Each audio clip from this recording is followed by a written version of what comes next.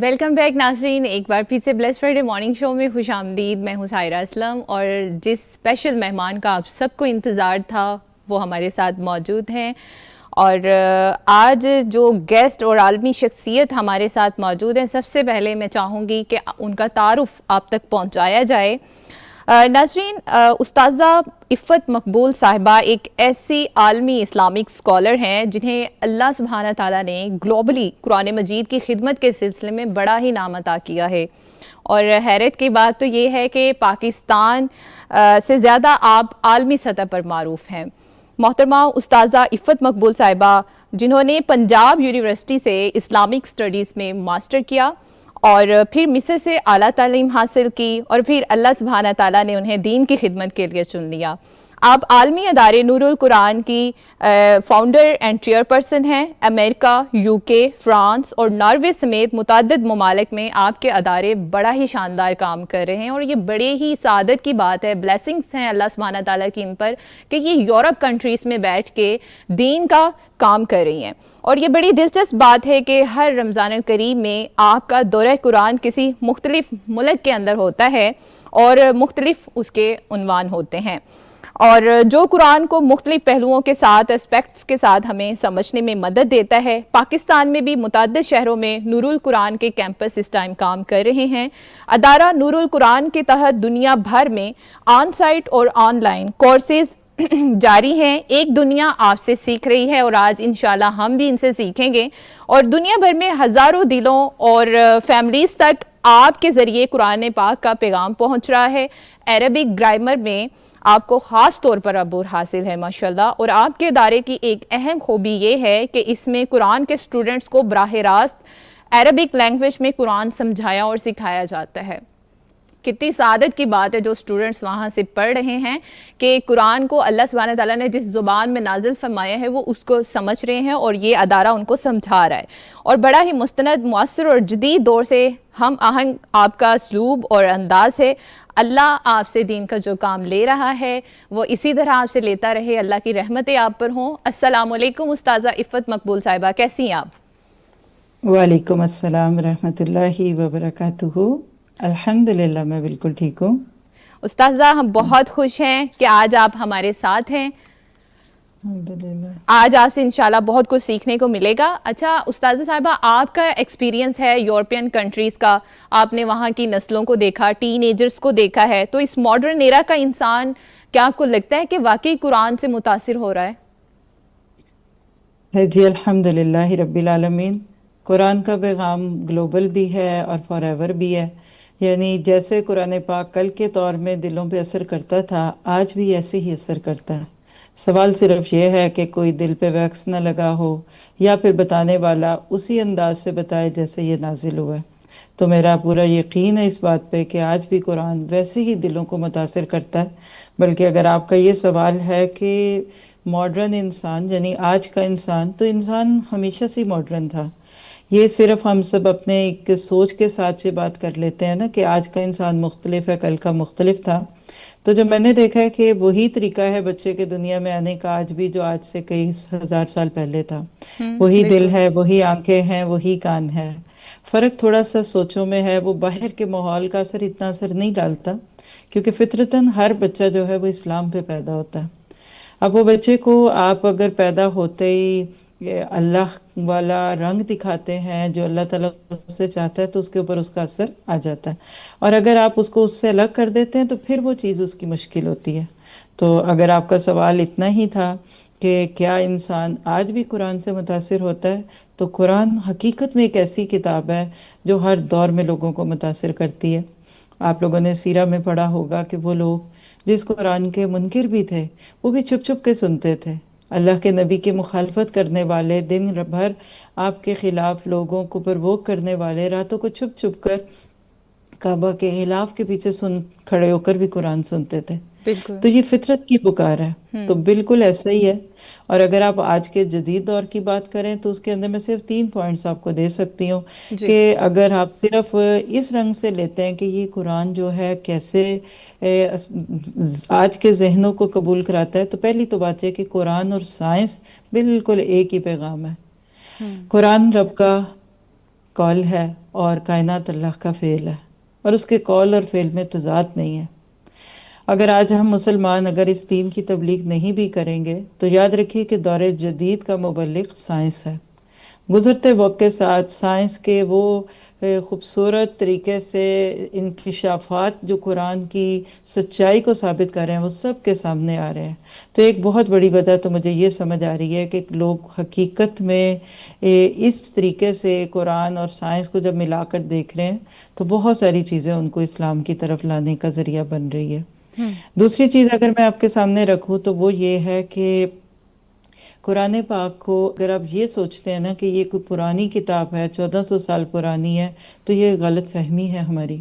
اصل بات ہے کہ قرآن کبھی پرانا نہیں ہوتا۔ جیسے آپ دیکھیں کہ آسمان کتنا پرانا ہے، لیکن کیا آپ کو آسمان پرانا لگتا ہے؟ کبھی نہیں لگا۔ ہماری بنائی چھتیں 100 سال میں پرانی ہو کے گرنے کے قابل ہو جاتی ہیں اور اس کے نیچے نہیں جا سکتے۔ کیا آپ کو مجھے کبھی بھی آسمان کے نیچے سے گزرتے ہوئے ڈر ہوا کہ یہ گر کبھی نہ نہیں۔ جائے؟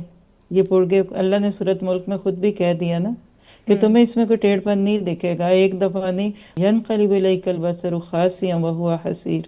تم ایک بار نہیں کوئی ایپ دیکھ سکے تو دوبارہ دیکھ لو، تمہاری نظر شرمندہ ہو کے تھک کے آ جائے گی لیکن تمہیں اس میں جھول نہیں دکھے گا نا۔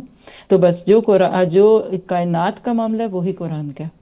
تو میرا پورا یقین ہے اس پہ کہ اگر ہم مسلمان اس کو اسی طرح پیش کریں جس طرح اللہ کے نبی، صحابہ کرام، پھر بعد کے سلف صالحین اور ائمہ کرام محدثین نے پیش کیا، تو یقیناً آج بھی قرآن کی وہی تاثیر ہے۔ وقت کے ساتھ جب ہم بڑے ہوتے ہیں تو ہمارے ساتھ قرآن بھی بڑا ہوتا ہے نا۔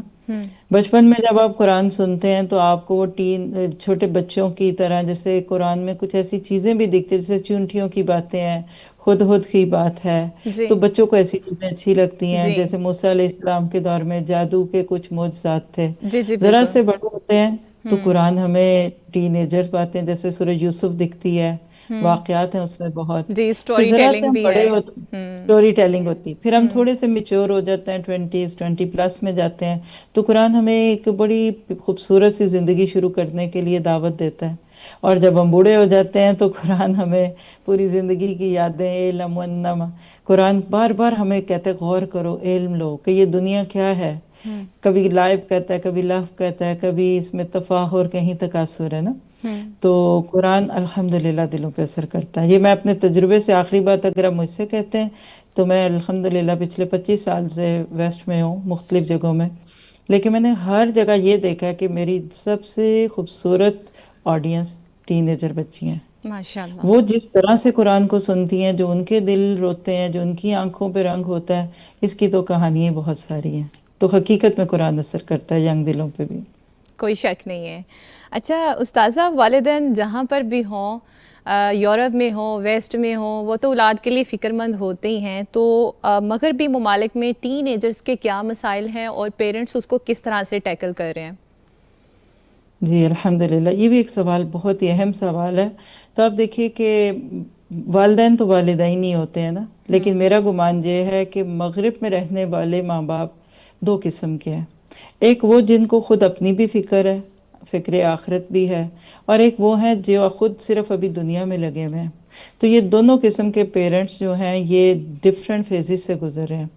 وہ ماں باپ جو ماشاءاللہ خود بھی اللہ اور اس کے حکموں پہ چلنے کے لیے تیار ہیں اور اس کے مطابق زندگیاں بسر کرتے ہیں، حقیقت یہ ہے کہ ان کی فکر بہت زیادہ ہے اپنے بچوں کے لیے، اور وہ اس کو ساتھ لے کر چلتے ہیں، اور ان کو ان کی دنیا سے زیادہ ان کی آخرت کی فکر ہے۔ لیکن وہ ماں باپ جو بیچارے کسی مجبوری کے تحت اپنے ملکوں کو چھوڑ کر آئے، آتے ادھر جابس میں لگ گئے، پھر گھر بنانے میں، اور اسی طرح ان کی اولادیں اصل میں پرابلم ہے۔ تو ادھر اصل میں ماں باپ کو فکر تو ہے، اور بلکہ اگر میں یہ بات کہہ دوں تو اس میں غلط نہیں ہوگا کہ اپنے ملکوں میں، جیسے آپ پاکستان کی بات کرتے ہیں، بیک ہوم رہنے والے لوگ، وہاں کے پیرنٹس سے زیادہ ویسٹرن پیرنٹس کو اپنے بچوں کی فکر ہے، کیونکہ جب برائی ارد گرد بہت زیادہ عام ہو جاتی ہے تو پھر اس کا مطلب انسان کو فکر زیادہ ہے نا۔ میں اس کو ایک چھوٹی سی مثال سے اکثر پیش کر دیتی ہوں، اور وہ کیا ہوتی ہے کہ اگر کسی کو تیرنا نہیں آتا تو اچھا۔ اگر اس کو آپ سوئمنگ پول کے قریب چھوڑ دیں گے تو بھی وہ خطرے میں ہے، اور بالکل۔ اگر کسی ندی کے قریب چھوڑیں گے تو اور زیادہ خطرہ، اور اگر آپ اس کو سمندر کے کنارے چھوڑ دیں گے تو خطرہ بڑھ جائے گا۔ لیکن اگر آپ کسی کو تیرنا سکھا دیتے ہیں تو وہ نہ صرف یہ ہے کہ سوئمنگ پول میں سے بچ کے آ جائے گا، انشاءاللہ سمندر کے کناروں سے بھی بچ جائے گا۔ بہت اچھی تو اگر ہم اگزامپل دیا آپ نے۔ ہوں اگر ہم اسی طرح سوچ لیں کہ اگر بالفرض ہمارا گمان جائے کہ مسلم ملکوں میں برائی کے چھوٹے چھوٹے سے سوئمنگ پولز ہیں، چلے اور تھوڑے اور مسلم پلس کچھ انفلوئنسڈ ملک مسلمز ہیں، اس کے اندر جو برائی ہے وہ ندی نالوں کی طرح، ہوں اور ویسٹ کو آپ ایک برائی کا سمندر کہہ دیتے ہیں۔ تو یہ تین حقیقتیں، اس میں کوئی شک نہیں ہے، لیکن علاج تینوں کا یہ ہے کہ اپنے بچوں کو تیرنا سکھائیں۔ آئی یہ کین میرا جواب۔ انڈرسٹینڈ اٹ، بالکل ایسا ہی ہے۔ اچھا استاذہ، مسلمان ممالک میں ٹین ایجرز کی دینی، اخلاقی اور ان کی جو تربیت کے دوسرے چیلنجز ہیں، ان کا حل کیا ہے؟ اس کا حل وہی ہے جو حضرت عمر رضی اللہ عنہ نے آج سے کئی سو سال پہلے دیا۔ بڑا پیارا قول ہے ان کا، وہ کہتے ہیں کہ اپنی اولاد کو قرآن سکھا دو، قرآن ان کو سب کچھ سکھا دے گا۔ اللہ اکبر۔ یعنی اپنی اولاد کو قرآن سکھا دو، ہوں قرآن ان کو سب کچھ سکھا دے گا۔ ہوں اب جب ہم اس بات پہ غور کرتے ہیں تو ہمارے دیسی پیرنٹس کا ایک ٹرینڈ رہا شروع سے، ہم نے بھی ایسے ہی دیکھا کہ بچوں کے قرآن کی جو فکر ہے وہ ناظرہ کی فکر ہوتی ہے۔ بعض جگہ آپ نے دیکھا ہوگا، یہ تک مشہور ہے کہ اگر بچے نے قرآن پورا نہ کیا تو ماں باپ بخشے نہیں جائیں گے۔ تو ہم یہاں بھی دیکھتے ہیں اور ارد گرد سب طرف یہی ہے کہ 4-5 سال کے بچے کو لے کر ماں کبھی مسجدوں میں جاتی ہے، کبھی کسی مدرسے میں ڈالتی ہے، یا آج کے دور میں بہت سارے لوگ آن لائن کلاسز بچوں کی دلواتے ہیں، اور ان کا گول یہ ہوتا ہے کہ ان کو قرآن سے ہی پڑھنا آ جائے، بس قرآن پورا ہو جائے۔ ماشاء اللہ، بہت بہت اچھی ایفرٹ بہت ہے۔ ہی اچھے ہوں بہت ہی اچھے پیرنٹس ہوں گے تو وہ اس سے بڑھ کر اگلا سٹیپ کیا لیتے ہیں کہ اب میں اپنے 4 بچوں میں سے ایک بچے کو حافظ بناؤں گی، یہ حافظ بن جائے گا تو چلے ہماری بھی سفارش کرے گا۔ الحمدللہ اس پہ ماں باپ کوشش بھی کرتے ہیں، ایفرٹ بھی کرتے ہیں۔ میں نے دیکھا کہ مائیں سارے دن سے جاب سے تھکی ہوئی آتی ہیں اور اپنے بچوں کو اٹھا کر مسجدوں میں لا کے، بیچاری خود گاڑی میں بیٹھیں ادھر ادھر بیٹھیں لیکن بچوں کو پڑھاتی ہیں۔ سبحان لیکن اللہ۔ جو اصل ہوں مسئلہ ہے وہ کیا ہے؟ فہم ہوں نہیں ہے، اچھا، انڈرسٹینڈنگ نہیں ہے، ٹھیک ہے۔ قرآن کا ترجمہ نہیں ہے۔ ہمارے بچوں اور ہمارے پیرنٹس کے پاس اللہ کا شکر ہے آج بھی اس دور میں بھی قرآن کی محبت ہے۔ جو کر پا رہے ہیں وہ خوش ہیں، جو نہیں کر پا رہے وہ گلٹ میں ہے۔ ہوں لیکن وہ رک جاتی ہے چیز کہاں؟ جب صرف لفظوں کا حفظ ہے، جب لفظوں کے ساتھ اس کو لے کے چلتے ہیں لیکن معنی پہ غور تدبر، اور پھر آگے تزکیہ تعلیم، وہی جو اللہ کے نبی کے منصب تھے نبوت کے کہ آپ نے یعلمہم الکتاب، اس میں کمی ہے۔ تو بالکل۔ مجھے لگتا ہے کہ ہمارے جیسے لوگوں کا کام یہ ہے کہ لوگوں کو اس چیز پہ ڈال دیں کہ جس طرح آپ قرآن کے لفظ سے ہی پڑھنا چاہ رہے ہیں اسی طرح بھی ان کو سمجھ بھی لیں۔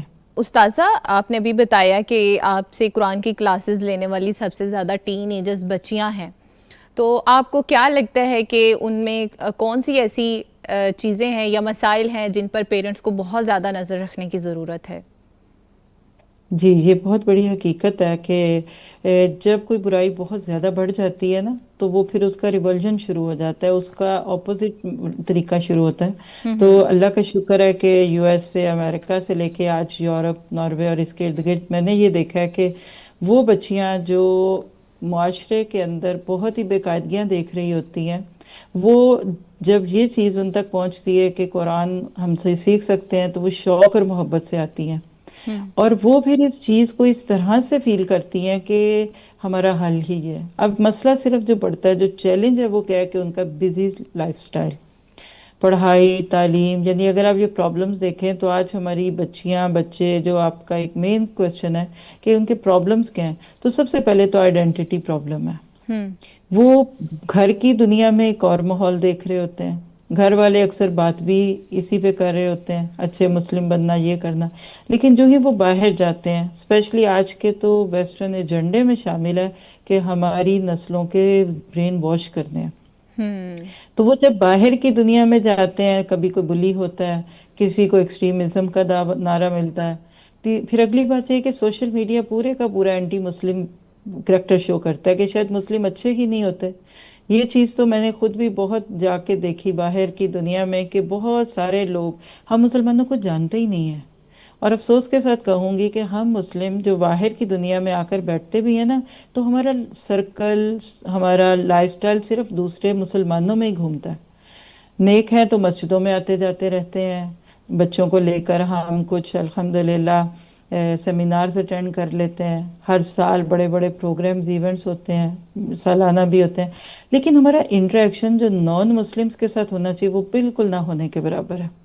بچے کو بھی شروع سے اتنا ڈرا دیا جاتا ہے کہ دیکھو مسلم بچوں کے ساتھ بیٹھنا، دیکھو تم نان مسلم سے بات نہ کرنا، تو اس سے نتیجہ کیا نکلتا ہے کہ ہم اپنے ہی ایک چکر کے اندر گھوم رہے ہیں اور ہمارا دوسروں کے ساتھ انٹریکشن نہیں ہو رہا۔ بالکل اس کے ساتھ پھر نقصان کیا ہوتا ہے کہ جب ہمارے بچے باہر کی دنیا سے ایکسپوز ہوتے ہیں تو وہ ہم سے اجنبیت محسوس کرتے ہیں۔ ایک ہمارے ساتھی ہیں تو انہوں نے کوئی گاڑی سیل پہ لگائی ہوئی تھی، تو وہ گاڑی جب خرید بک گئی تو لینے آنا تھا، وہ دوسرے شہر سے ان کو آنا تھا، تو وہ کہتی ہیں کہ میں نے سوچا کہ یہ دوسرے شہر سے آئیں گے تو چلیے میں کچھ کھانا وغیرہ بنا لوں، تو انہوں نے وہی ہمارا دیسی پلاؤ اور اس طرح کا پھیکا کر کے کچھ کھانا بنا کے رکھا ہوا تھا۔ ہر 2 ڈھائی گھنٹے کی سفر سے جب وہ آئے تو وہ کہہ رہی ہیں کہ ہم نے ان کو اندر ویلکم کیا، لیکن وہ اتنے ڈرے ہوئے تھے، اتنے سکیئرڈ تھے کہ وہ اندر نہیں آنا چاہ رہے تھے۔ کیوں؟ کیوں؟ کہ ہم مسلمان، ہم او مسلمان ہیں، پتہ نہیں کیا اجنبیت ہوگی۔ خیر قصہ مختصر، وہ کہتی ہیں میں نے اور میرے ہسبینڈ نے بڑے شوق سے ان کو کہا آپ اندر آئی۔ اچھا وہ دونوں ہسبینڈ وائف اندر آ گئے ہیں، تو جو ان کے ساتھ ایک بیٹا اور بیٹی بچے بچی تھے وہ گاڑی سے نہیں نکل رہے، اور وہ پریشان، وہ مطلب وہ شرمندہ بھی ہو رہے ہیں، وہ بچے اندر نہیں آ رہے۔ یہ گئی بہت ہاسپیٹیبل ماشاءاللہ یہ فیملی ہے، کہتی ہیں ہم نے ان کے لیے بڑا اچھا کھانا لگایا، باتیں کی، تو ہمیں فیل ہو رہا ہے کہ وہ ہسبینڈ وائف بہت سٹرینج فیل کر رہے ہیں۔ خیر ہوں اس کے بعد یہ کہتی ہیں کہ میں نے نا 2 باکسز ٹیک اوے بنائے، تو میں نے کہا کہ یہ بیٹا بیٹی جو گاڑی میں ان کو دے دیں۔ خیر گاڑی بھی ان کو پسند آ گئی، وہ گاڑی لے کے چلے گئے۔ اس کے بعد وہ کہتی ہیں ہمیں ایک پورا لیٹر ان کی طرف سے آیا کہ آج گاڑی تو جو ہم نے لی ہے سو لی ہے، لیکن ہمارا مسلمز کے بارے میں کانسیپٹ بدل گیا۔ آپ تو ویسے اچھا نہیں ہے جیسے سوشل میڈیا پہ آتا ہے، کیونکہ لوگوں نے اسلام اور مسلمانوں کو ایک بڑی عجیب سی چیز بنا کے پیش کیا۔ اب یہ سوچئے کہ اگر اس چھوٹی سی مثال سے آپ دیکھیں کہ ایز کامن پرسن دن میں کتنے لوگوں سے انٹریکشن ہوتا ہے ہمارا، اگر ہم ایک ہلکا سا اسمائل، ایک ہلکی سی اچھی سی بات ان سے کرتے ہیں اور ہمارے چہروں پہ اسمائل اور کانفیڈنس ہو تو کوئی بندہ آپ کو برا نہیں کہے گا۔ تو استاذ تو آپ کو جو کیا لگتا ہے کہ قصور کہاں پہ رہ گیا ہے؟ کیونکہ بائی برتھ تو ہم مسلم ہیں، بائی پریکٹس دیکھا دیکھی بھی ہم نماز روزہ پڑھ رہے ہیں، تو ہمیں مزید کیا کرنا چاہیے؟ کمی کہاں پہ نظر آ رہی ہے آپ کو؟ دیکھیں یہ ہے اصل پرابلم، اصل جو میں آپ کو اپنے دل کا درد کہوں، جو میں کئی سال سے دیکھتی ہوں اور میرا دل اس پہ روتا ہے کہ ہمارے ان ملکوں میں آنے کی وجہ درست نہیں ہے۔ جی ہم میں سے اکثر لوگ نمبر ایک اگر ینگ ایج میں کوئی آ جاتا ہے یا بھیج دیا جاتا ہے تو وہ اعلیٰ تعلیم کے لیے آتا ہے۔ کتنا معروف جملہ ہے ہمارے پاکستان میں کہ اعلیٰ تعلیم کے لیے باہر کے ملکوں میں گئے، ٹھیک ہے۔ ہوں اب جب وہ تعلیم کے لیے آتے ہیں تو وہ ظاہر انڈر پریشر ہوتے ہیں، کچھ لوگ اسکالرشپ پہ آتے ہیں، کچھ کو بہت بھاری فیسیں دے کے کالج یونیورسٹیز میں جانا ہوتا ہے۔ جو ہی وہ ان ملکوں میں آتے ہیں تو ان کو اپنے ویزے کو پرولونگ کرانا ہے، پھر اس کے بعد وہ جس یونیورسٹی یا ہاسٹل میں رہتے ہیں وہاں 98% لوگ نان مسلم ہوتے ہیں۔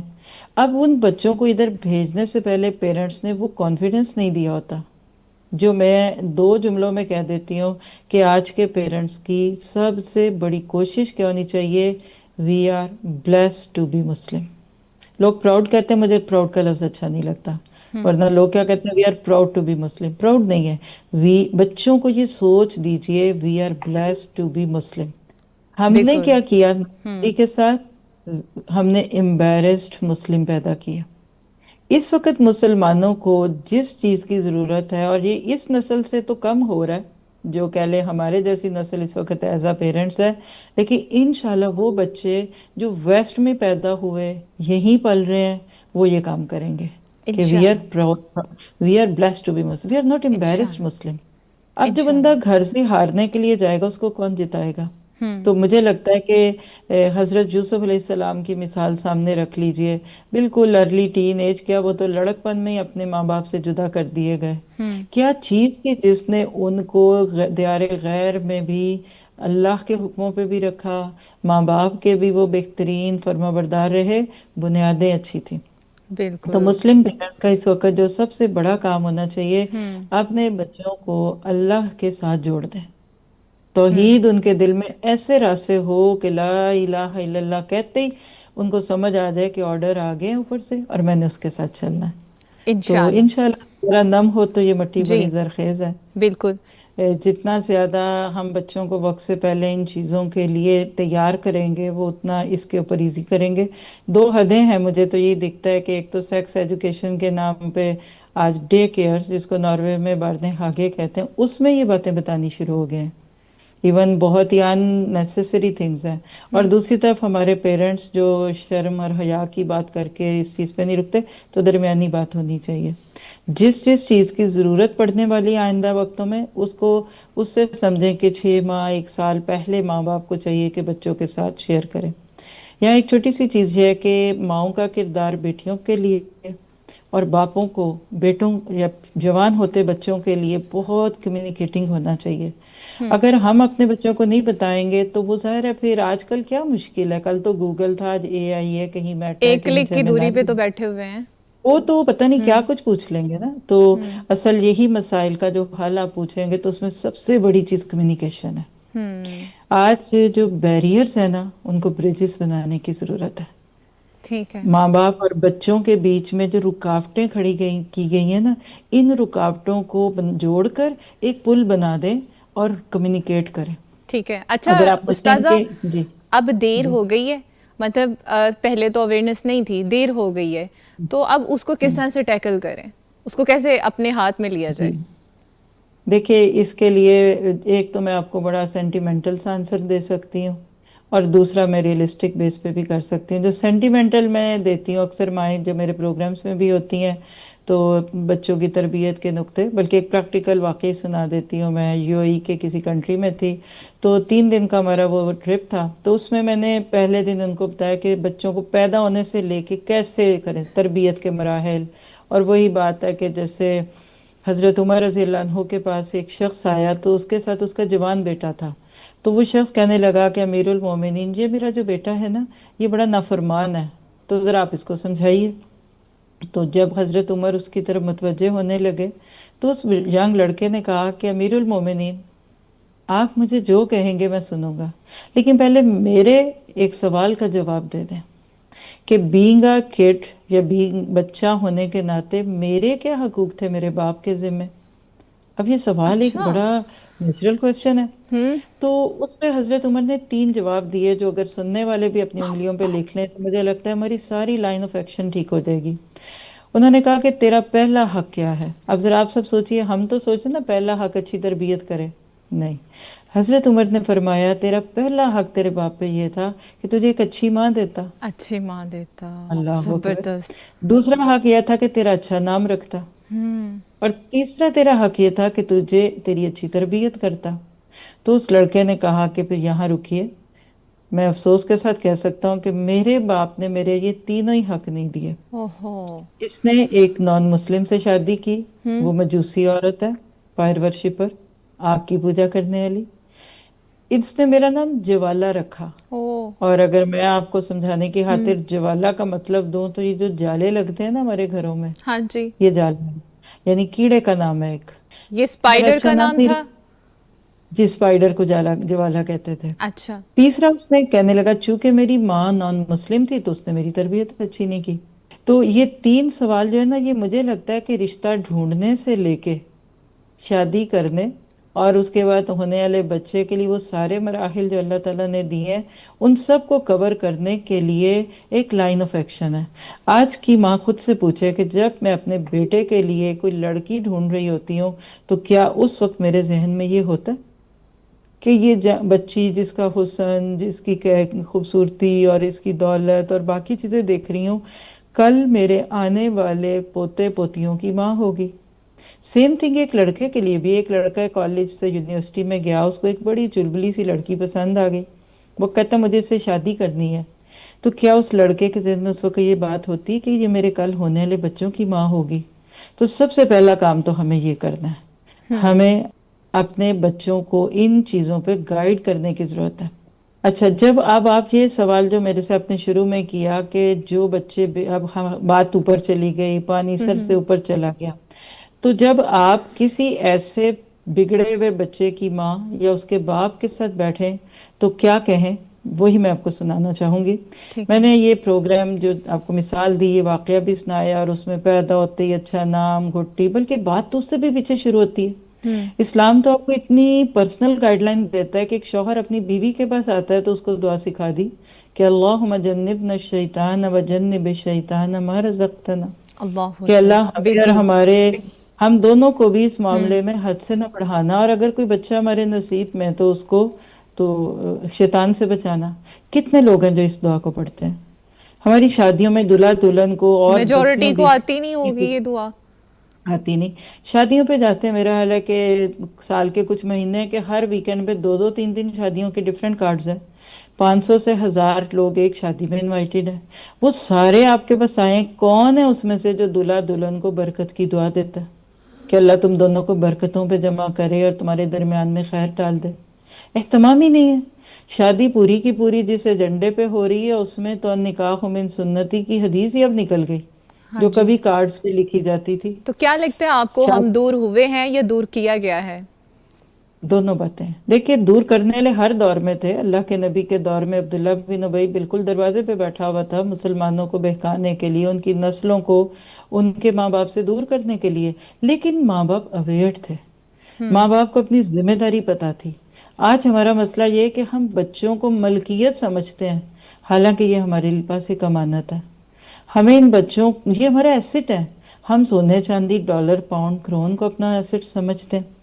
ماں باپ کی پرائرٹیز بدل گئی ہیں. ہوں. ایک بچہ بچپن سے دیکھ رہا ہے کہ صبح ہوتی ہے اور میری ماں بھی صبح تیار ہو کے گھر سے نکل جاتی ہے اور باپ بھی، اور پھر وہ بچہ بیچارہ کلاس اسکول سے اگر گھر آ جائے تو وہ اکیلا ہے، یا اس کو ایس ایف او ٹائپ کے کچھ ایسے سسٹمز ہوتے ہیں کہ وہاں چھڑوا دیتے ہیں کہ بھئی 5 بجے ماں اس کو گھر لے کے آئے گی. اب آپ سوچئے کہ ایک عورت، میں خود اس کی گواہ ہوں، میری نیبر، مجھے اس کی آوازیں بھی آ رہی ہوتی ہیں، اس کا اپنا بچہ جو 10 سے 12 سال کا ہے وہ 8 بجے اسکول جاتا ہے، اچھا. لیکن وہ عورت جدھر اس نے جاب پہ جانا ہے وہ اس کے لیے صبح 5 بجے اٹھتی ہے.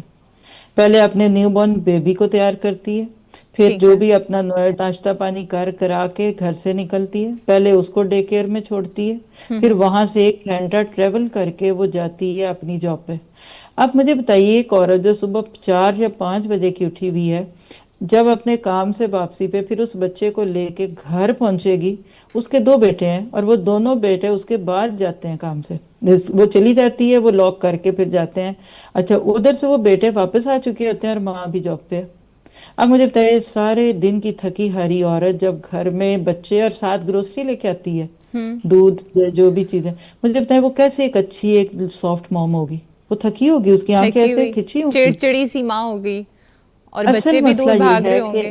ہوں. جی، آج ماں باپ کو اپنی ذمہ داریاں اس طرح نبھانی چاہیے جو اللہ نے کہی تھی کہ الرجال قوامون علی النساء، مرد قوام بن کے اپنی حلال کی انکم میں اپنے بیوی بچوں کو ٹیک کیئر کرے، اور عورت جو ہے اس کو ماں اور بیوی رہنے دیجیے.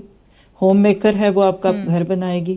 جب عورتیں بیچاری 5 دن ہفتے میں فل ٹائم جاب کریں، کیسے وہ بیوی شوہر کے لیے ایک اچھی بیوی ثابت ہو کہ میاں آئے تو وہ کھانا پکا کے اچھے کپڑے پہن کے گھر کو سجا کے بیٹھی ہو؟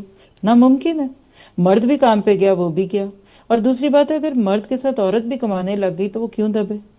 یہ تو فطری سی بات ہے کہ جس کا تو خیر ہم اس وقت اگر بچوں کے موضوع پھر پہ ہی کہاں رہیں. دبتی ہے، پھر تو دبانے لگ جاتی ہے. جی جی. جی. تو اس میں ایک حل ہے. اگر کوئی ماں بہن کوئی بھائی ایسی بات کر چکے ہیں نا، تو میں نے ان کو، جو میں نے یو اے کے لیکچر کی بات کی، میرا دماغ ابھی بھی ادھر ہے، میں نے ان کو کافی سارے 10-15 پوائنٹس دیے. تو انہوں نے، ان میں سے اینڈ پہ ایک سسٹر نے سوال کیا کہ اب ہم کیا کریں، ہمارے تو بچے بڑے ہو چکے، ہم نے تو یہ ساری کی ہی نہیں چیزیں ان کے ساتھ.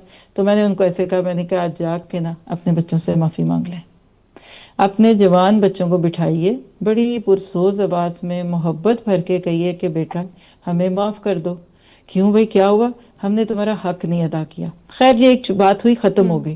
سیکنڈ ڈے بھی گزر گیا. جب تھرڈ ڈے تھا ہمارا ٹرپ کا، تو چھوٹا سا وہ ملک ہے، تو اس میں اور لوگ ماشاءاللہ جو ایک دن آتے ہیں وہ باقی دنوں میں بھی آنے لگتے ہیں. اچھا. تو وہ آئے، تو اس میں سے ایک عورت نے کہا کہ مجھے آج کچھ شیئرنگ کرنی ہے. بسم اللہ کیجئے. کہنے لگی، میں آپ کے پہلے دن کے لیکچر میں آئی تھی تو آپ نے چھوٹے بچوں سے شروع کر کے تربیت کے جو مراحل بتائے، اور اینڈ پہ یہی بات ہوئی کہ معافی مانگ لیں. تو میں گھر گئی، میں نے اپنے بچوں کو بٹھایا، اور 2 بڑے بچے تھے، 3 بڑے تھے اور ایک چھوٹا تھا. تو میں نے ایسے ہی بیٹھ کے تو بڑی رونی سی آواز میں کہا کہ بیٹا میں آپ سے، یعنی جس زبان میں بھی کہا ہوگا کہ آئی وانٹ ٹو سے سوری فار گیو می. تو کہتی ہے وہ جو میرے بڑے بچے تھے وہ میرا ایک دم منہ دیکھنے لگے، کیونکہ انہوں نے ماں کی یہ ٹون تو کبھی دیکھی نہیں، سنی نہیں تھی. مائیں تو ہمیشہ یل کرتی ہیں یا چیختی ہیں. خیر قصہ مختصر ہے، انہوں نے کہا بھائی واٹس رانگ مام. انہوں نے کہا کہ سوری میں نے تمہارا حق ادا نہیں کیا.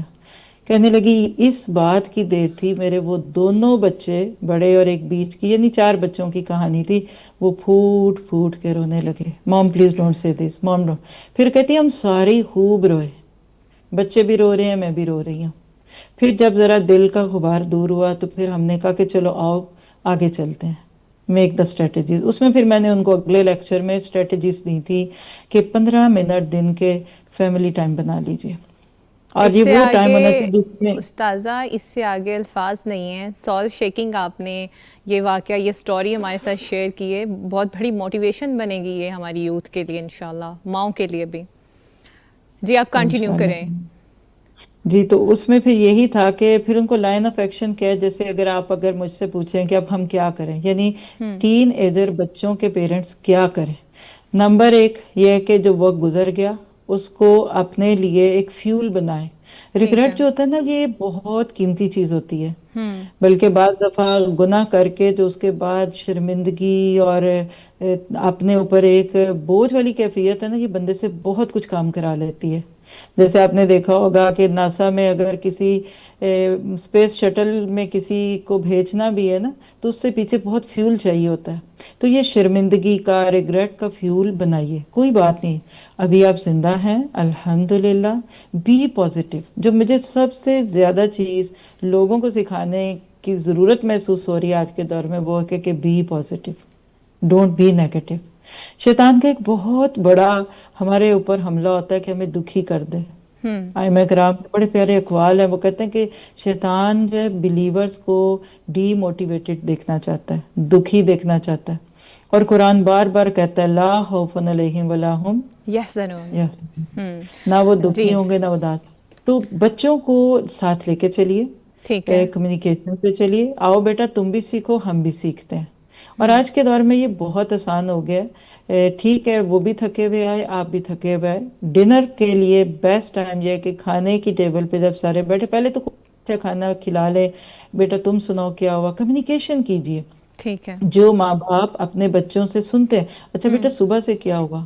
یہ تو ایک پوری لسٹ ہے میرے پاس، جو انشاءاللہ پھر کسی لیکچر کو میں انشاءاللہ ریکمینڈ کر دوں گی، انشاءاللہ آپ ضرور. سنیں گے. یہ بہت اہم میسیج ہے، بہت اہم باتیں تھی جو آپ نے ہماری ماؤں کو سمجھائی ہیں اور ہماری یوتھ نے آپ سے سمجھی ہیں. ہماری ٹین ایجرز کے مسائل انشاءاللہ اس سے حل ہو جائیں گے. اللہ سبحانہ تعالیٰ کی بہت ساری بلیسنگس ہوں آپ پہ.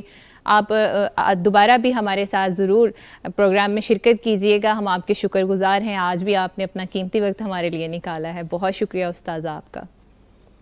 جزاکم اللہ خیر، تقبل اللہ منا ومنکم. اللہم السلام آمین. علیکم ورحمۃ اللہ وبرکاتہ. وعلیکم السلام ورحمۃ اللہ وبرکاتہ. جی ناظرین، یہ ہماری معزز اور اسپیشل گیسٹ تھیں محترمہ استاذہ عفت مقبول صاحبہ ناروے سے. یہ ہمارے ساتھ تھیں، انہوں نے اپنا بہت قیمتی وقت ہمارے لیے نکالا، ہماری ماؤں کو سمجھایا، ہمارے ٹین ایجرز کے مسائل کو ڈسکس کیا ہے، جو کہ انشاءاللہ ہمارے لیے فیوچر میں بہت زیادہ فروٹفل ہوں گے. اور مزید اس پہ بات ہوگی، ہمارے ساتھ ہی رہیے گا. ملتے ہیں بریک کے بعد.